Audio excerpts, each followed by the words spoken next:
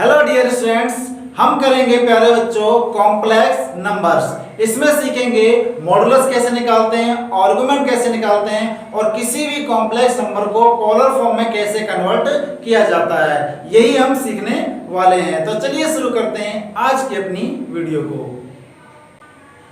देखिए प्यारे बच्चों, कॉम्प्लेक्स नंबर क्या होता है थोड़ा सा पहले समझ लेते हैं। कॉम्प्लेक्स नंबर का मतलब ये है कि प्यारे बच्चों, जब आप किसी रियल नंबर को और इमेजिनरी नंबर को जब आप मिलाते हैं तब आपको मिलता है कॉम्प्लेक्स नंबर। तो ये है सिंपल सी लैंग्वेज कॉम्प्लेक्स नंबर की। तो यहाँ पर मैंने जो क्वेश्चन लिया है, इसी क्वेश्चन के थ्रू आपको मैं समझाऊंगा कि आप मॉडुलस कैसे निकाल सकते हैं, आर्गुमेंट कैसे निकाल सकते हैं और इसको पोलर फॉर्म में कैसे कन्वर्ट करेंगे। देखिए यहाँ पर जो क्वेश्चन दिया हुआ है, सबसे पहले हम उसमें जो क्वाड्रेंट है उसको देखते हैं कि वो जो उसका थीटा आएगा, यानी कि आर्गुमेंट जब निकालेंगे वो किस क्वाड्रेंट में लाई करता है। सबसे पहले हमें ये चेक करना। देखिए यहाँ पर जो आपका रियल पार्ट है और इमेजिनरी पार्ट है, दोनों कैसे हैं आपके पॉजिटिव है, यानी कि x की वैल्यू और y की वैल्यू दोनों कैसी हैं पॉजिटिव है। यानी कि जब दोनों वैल्यू पॉजिटिव होती हैं तब हमारे पास जो थीटा है वो कहाँ आएगा, फर्स्ट क्वाड्रेंट में आएगा। तो आप यहाँ पर सबसे पहले लिख दीजिए कि जो थीटा है आपका, theta lie in first quadrant. ठीक है प्यारे बच्चों, सबसे पहले आपको यही काम करना है। तो थीटा है जो आपका वो फर्स्ट क्वाड्रेंट में लाई करता है। अब यहाँ पर हम जो मॉडुलस है वो निकाल लेते हैं, थीटा को हम बाद में निकाल लेंगे। तो जो मॉडुलस है आपका वो निकाल लीजिए आप। मॉडुलस कैसे निकालोगे? मॉडुलस को निकालना बहुत आसान है, उसको हम r से भी डिनोट करते हैं और z से भी। r को हम सिंपल ऐसे लिखते हैं, लेकिन जब z लिखे उसको मोड के अंदर लिखा जाता है। तो r कैसे निकालते हैं? r का मतलब क्या है आपका मॉडुलस। वो क्या होता है, x का square plus y square. x क्या होता है आपका रियल पार्ट, y होता है आपका इमेजिनरी पार्ट। तो निकाल दीजिए कितना आ गया आपका ये, x की वैल्यू कितनी है, √3। जब आप √3 का स्क्वायर करेंगे तो कितना आएगा, 3। y का मतलब यहाँ पर है जो आयोटा के साथ जो वैल्यू होती है, यानी कि उसका जो कोएफिशिएंट है वो लेना है। तो कितना होगा 1, और 1 का स्क्वायर करोगे तो कितना आ जाएगा आपका 1 आ जाएगा। 3 और 1 तो कितना आ जाएगा ये √4। √4 का मतलब कितना हो गया 2, यानी कि r की वैल्यू आपको मिल चुकी है, वो कितनी है 2, यानी कि जो मॉडुलस है वो कितना आ गया 2 आ गया। अब हम निकालते हैं इसमें थीटा की वैल्यू, यानी कि आर्गुमेंट। तो आप थीटा कैसे निकालेंगे? देखिए मेरे बच्चों, थीटा को निकालने का बहुत ही सिंपल तरीका है। आप लिखेंगे tan इनवर्स y अपॉन में x। ठीक है, अब y आपका क्या है, यहाँ पर इमेजिनरी पार्ट है, x क्या है आपका रियल पार्ट है। यहाँ पर आप इनमें वैल्यू को रख दीजिए। तो ये आ गया आपका tan इनवर्स y का मतलब कितना है 1 और x का मतलब है √3। और tan 1/√3 जो टेबल आपने 10th क्लास में पढ़ी थी, हमारे 11th क्लास में भी है, रेडियन की फॉर्म में हमें याद रखना होगा। ठीक है, तो 1/3 tan में किसकी वैल्यू होती है, वो होती है प्यारे बच्चों π/6। तो यहाँ पर आप लिख दीजिए tan इनवर्स, ये आ जाएगा आपका tan π/6।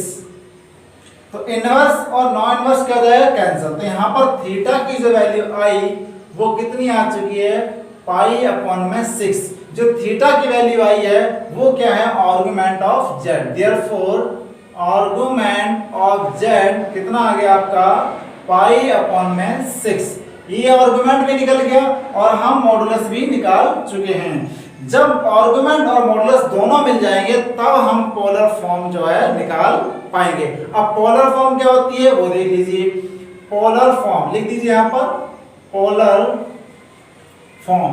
तो पोलर फॉर्म को कैसे रिप्रेजेंट किया जाता है वो देखिए। z बराबर होता है आपका r, यहाँ होता है आपका cos theta plus iota sine theta. ये होती है आपकी पोलर फॉर्म। r और थीटा की वैल्यू आप इसमें रख देंगे तो z बराबर कितना आ जाएगा, r की वैल्यू कितनी आ रही है 2, ये आ गया cos theta plus iota sine theta. Theta की वैल्यू कितनी है π/6, आप यहाँ पर इसमें रख दीजिए। तो ये आ जाएगा 2 और ये cos π/6 प्लस आयोटा साइन π/6। तो ये हो गया पोलर फॉर्म में कन्वर्ट। तो इस तरीके से कोई भी क्वेश्चन है, सबसे पहले आपको ध्यान में रखना है कि जो उसका थीटा है किस क्वाड्रेंट में लाई करेगा, उसके बाद आप बड़ी आसानी से कर पाएंगे, क्योंकि इंपॉर्टेंट है आर्गुमेंट में थीटा को निकालना। जब वो सही निकलेगा तभी आप उसको पोलर फॉर्म में कन्वर्ट कर पाएंगे। आपको मैं एक क्वेश्चन और समझाता हूं जो कि इससे थोड़ा अलग होगा। जैसे ये फर्स्ट क्वाड्रेंट में है, वो सेकंड में, थर्ड में या फोर्थ क्वाड्रेंट में हो सकता है। चलिए एक क्वेश्चन और करते हैं। इस क्वेश्चन को देखिए प्यारे बच्चों, यहाँ पर सबसे पहले मैंने आपसे यही कहा है कि आप क्वाड्रेंट का पता लगाएंगे। तो यहाँ पर हम क्वाड्रेंट का पता लगाते हैं तो हमारे पास जो x की वैल्यू वो नेगेटिव है और y की वैल्यू पॉजिटिव है, यानी कि नेगेटिव और पॉजिटिव। ये कहाँ जाएगा आपका सेकंड क्वाड्रेंट में, यानी कि थीटा की वैल्यू जो आएगी, यानी कि आर्गुमेंट जो आएगा वो सेकंड क्वाड्रेंट में लाई करेगा। तो सबसे पहले हम यही बात को लिख देते हैं कि theta lie in second quadrant, right. सबसे पहले आपको यही लिखना है, सेकंड क्वाड्रेंट। ठीक है प्यारे बच्चे, ये हमने लिख दिया। अब यहां पर हम मॉडुलस निकाल लेते हैं।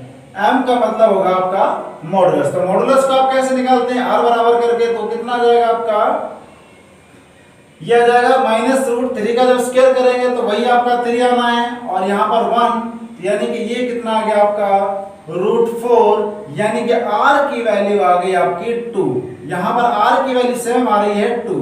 थीटा कैसे निकालेंगे वही आपको अच्छे से समझना है। अब हम निकालते हैं थीटा। तो थीटा क्या आ गया आपका, यहां पर आप लिखेंगे tan इनवर्स y अपॉन में x। तो y की वैल्यू कितनी है आपकी 1, x की वैल्यू कितनी है -1/√3, लिख दीजिए यहां पर। तो ये आ गया tan इनवर्स 1 अपॉन में -√3। अब यहां पर माइनस में आ रहा है और थीटा हमारा क्या है, सेकंड क्वाड्रेंट में। सेकंड क्वाड्रेंट में tan क्या होता है प्यारे बच्चों, नेगेटिव होता है। तो अगर नेगेटिव है तो उसको हम क्या लिखेंगे, पाई माइनस, राइट। और पाई प्लस करते ही कहां चले जाएंगे आप, थर्ड क्वाड्रेंट में। और थर्ड में जो हमारा tan होता है वो पॉजिटिव होता है, क्लियर है। तो इसको हम कैसे सॉल्व करेंगे, 1/√3 tan में किसकी वैल्यू है, π/6 की वैल्यू है। तो यहां पर इसको सॉल्यूशन देते हैं, tan इनवर्स, और यह आ जाएगा आपका tan, और यहां पर लिख दीजिए आप इसको -π/6। अब ये माइनस अगर आप बढ़ाना चाहते हैं तो इस माइनस को कैसे करेंगे आप, माइनस है ना, मतलब सेकंड क्वाड्रेंट में माइनस आ रहा है, तो इस माइनस को हटाने के लिए पाई माइनस थीटा कर सकते हैं, क्लियर है। तो इसको आप और ध्यान से अच्छे से लिख देते हैं इसको। यहां पर आ जाएगा ये tan इनवर्स, ये लिख देंगे इसको आप tan pi minus pi upon में 6। आप इसको इस तरीके से लिख सकते हैं। तो tan इनवर्स और tan दोनों कैंसिल हो जाएंगे, तो यहां पर बचेगा आपका सिर्फ ये। तो यहां पर जो थीटा की वैल्यू आएगी वो क्या आएगी, इसका आंसर लेंगे 6π माइनस पाई, तो कितना हो जाएगा 5π/6, यानी कि जो थीटा आ गया आपका 5π/6 आ चुका है। और जो मॉडुलस था वो कितना था, r, यानी कि r की वैल्यू कितनी थी, 2 थी। तो यहां पर आप लिख दीजिए देयरफॉर आर्गुमेंट ऑफ z वो कितना आ गया 5π/6, ये आ गया आपका आर्गुमेंट। बहुत ही इंपॉर्टेंट बात है, आपको ये ध्यान में रखना कि थीटा किस में लाई करेगा, तभी आपका जो आर्गुमेंट है यानी ये थीटा की वैल्यू बिल्कुल सही आएगी। आप प्यारे बच्चों हमारे साथ बने रहें, मैं अभी आपको समझाऊंगा कि आपको कैसे पता लगाएंगे और कैसे हम करेंगे कि कौन सा क्वाड्रेंट में आप थीटा कैसे निकालेंगे, अभी आपको समझाऊंगा अच्छे से। अब इसको पोलर फॉर्म में आप कन्वर्ट कर दीजिए। तो पोलर फॉर्म आपकी वही है, z बराबर क्या होता है r की वैल्यू कितनी है 2, तो यहां पर आप 2 लिख देंगे। और ये आ जाएगा आपका cos थीटा की वैल्यू कितनी आई है 5π/6 प्लस आयोटा sin 5π/6, ठीक है ना। तो इस तरीके से आप करेंगे, ये आ गई आपकी पोलर फॉर्म। तो सबसे पहले हमें क्या करना होता है, क्वाड्रेंट का पता लगाना है, फर्स्ट सेकंड थर्ड या फोर्थ में थीटा उसका लाई करेगा। उसके बाद हम मॉडुलस निकालेंगे। मॉडुलस निकालने के बाद, मॉडुलस हमेशा ध्यान में रखना कभी नेगेटिव नहीं आएगा, ऑलवेज पॉजिटिव आएगा। वो कैसा भी हो सकता है, रूट में हो सकता है या फिर विदाउट रूट होगा, लेकिन होगा हमेशा पॉजिटिव। अब बात करते हैं आर्गुमेंट की। आर्गुमेंट जो हमारे पास थीटा की वैल्यू है वो नेगेटिव भी हो सकती है, पॉजिटिव भी हो सकती है, क्लियर है। बस आपको ध्यान में रखना है किस क्वाड्रेंट में वो आना है। उसके बाद पोलर फॉर्म में आप उसको कन्वर्ट कर देंगे। देखिए मैं आपको यह समझाने की कोशिश करता हूं ताकि आप अच्छे से समझ जाएं कि आप कैसे पता लगाएंगे कि किस क्वाड्रेंट में तो आ गया। सबसे ज्यादा बच्चे कंफ्यूज रहते हैं, जहां माइनस आ गया, जहां माइनस लिख दिया, अब इस माइनस को कैसे हटाएंगे, वही चीज मैं आपको अभी समझा देता हूं। तो चलिए मैं आपको समझा देता हूं कि आप इसको कैसे करेंगे। देखिए प्यारे बच्चों, सबसे ज्यादा जो बच्चों को कंफ्यूजन होती है वो होती है थीटा निकालने में, यानी कि आर्गुमेंट निकालने में। वो कंफ्यूजन मैं आपके अभी दूर कर देता हूं। देखिए क्या है, सबसे पहले आपको ध्यान में रखना है, थीटा तो आपको ध्यान में रखना ही रखना है कि किस क्वाड्रेंट में जाएगा। उसको कैसे याद रखेंगे और कंफ्यूजन जो है वो दूर कैसे होगी, वही मैं आपको सिखाता हूं। देखिए आर्गुमेंट ऑफ जेड वो क्या होता है, आपका थीटा होता है। अब इसको कैसे निकालते हैं, कैसे ध्यान में रखेंगे, वो आप अच्छे से ध्यान में रखेंगे। सबसे पहला ये है कि आप जो निकालते हैं, देखिए फर्स्ट क्वाड्रेंट, इसको ना आप याद कर लीजिए। फर्स्ट क्वाड्रेंट में जो आपका थीटा होगा वो जैसा है आपका वैसे, यानी कि पॉजिटिव होगा। अब सेकंड क्वाड्रेंट की बात करेंगे तो सेकंड क्वाड्रेंट में आपका होगा pi minus theta. Pi minus theta क्यों लिखा, क्योंकि tan जो होता है सेकंड क्वाड्रेंट में नेगेटिव होता है, इसलिए पाई माइनस थीटा होगा। अब बात करते हैं थर्ड क्वाड्रेंट की। अब थर्ड क्वाड्रेंट में होगा माइनस के पाई और पाई माइनस थीटा, माने माइनस पाई माइनस थीटा, क्योंकि जो थर्ड क्वाड्रेंट है, थर्ड में tan कैसा होता है प्यारे बच्चों, पॉजिटिव होता है। अब बात करेंगे फोर्थ क्वाड्रेंट की। तो फोर्थ क्वाड्रेंट में आपका माइनस थीटा, यानी कि फोर्थ क्वाड्रेंट में tan क्या होता है, नेगेटिव होता है। ये आपको ध्यान में रखना है। ओनली थर्ड क्वाड्रेंट में tan थीटा पॉजिटिव और फर्स्ट क्वाड्रेंट में पॉजिटिव, सेकंड और फोर्थ में क्या होगा, नेगेटिव होगा। ये आपको अच्छे से ध्यान में रखना है। तो इन कंडीशंस को आप याद कर लीजिए अच्छे से। अगर आपको ये ध्यान में रहती है तो आर्गुमेंट निकालने में आपको कोई भी प्रॉब्लम नहीं हो सकती है।